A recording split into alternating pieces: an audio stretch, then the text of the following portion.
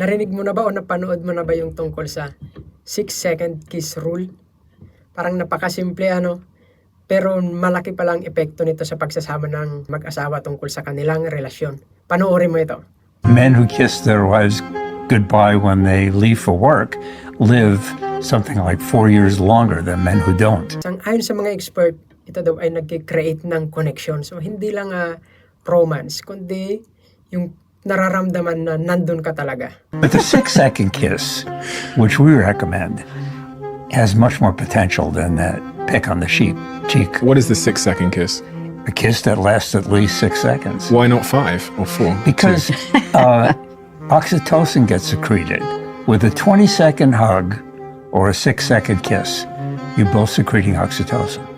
And that creates a sense of psychological safety and connection. And bonding. Ano ang sabi sa Efeso 5:33? Hayaan na ang bawat isa sa inyo ay ibigin ang kanyang asawa na gaya ng kanyang sarili. At ang asawang babae ay respeto ang kanyang asawang lalaki. So, ang pag-ibig ay hindi lamang damdamin. Ang pag-ibig ay actions din.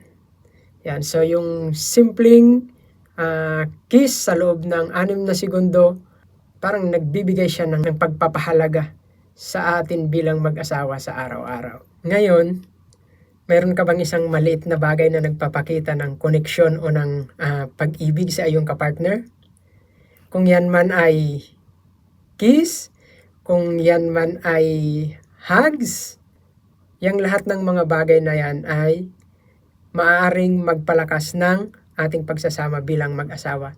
At kailangan gawin natin yan ng intentional. At kagaya ng palagi nating binabanggit, huwag nating kalilimutan ang Diyos.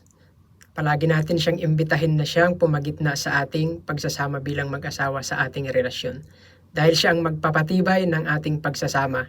At siya ang magpapasaya ng ating pagsasama. Pagkasama natin palagi ang Diyos, mayroon mang mga pagsubok, magiging matatag tayo.